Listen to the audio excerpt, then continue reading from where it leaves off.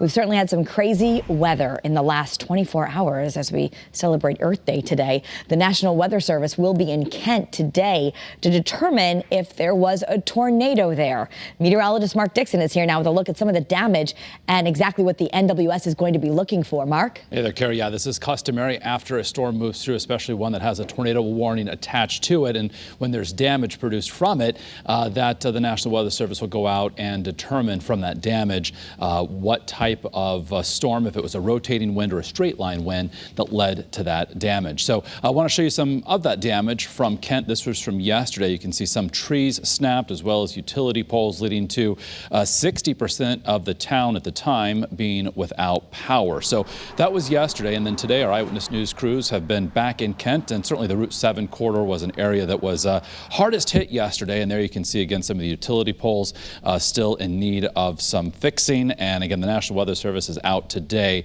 to take a look at what potentially caused that. So we often look on radar, of course. That's how we were to warn you yesterday that there was a possible tornado. There's a look at early warning pinpoint Doppler 251 yesterday afternoon as the storm was crossing the New York border into Litchfield County there into far western Connecticut. Highlighted that little notch right along Route 7, southern extent of Kent there, where there was the possible tornado. Another look at another look at the velocities, and this is showing us exactly that there was a rotating wind with this particular storm system. My clicker is not working, so I'm going to step out of camera and better do this and hopefully show you what we're talking about here.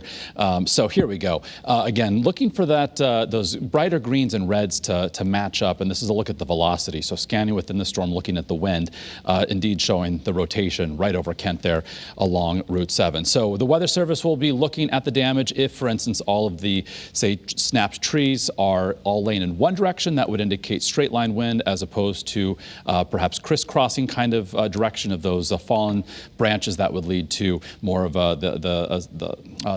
lead them to the belief that a tornado touched down. So wind speeds, from radar in tandem with what the Weather Service looks at will determine the Fujita scale rating. Here is a look at those. So they'll also determine the path, width, length, and again the wind speed associated with this. So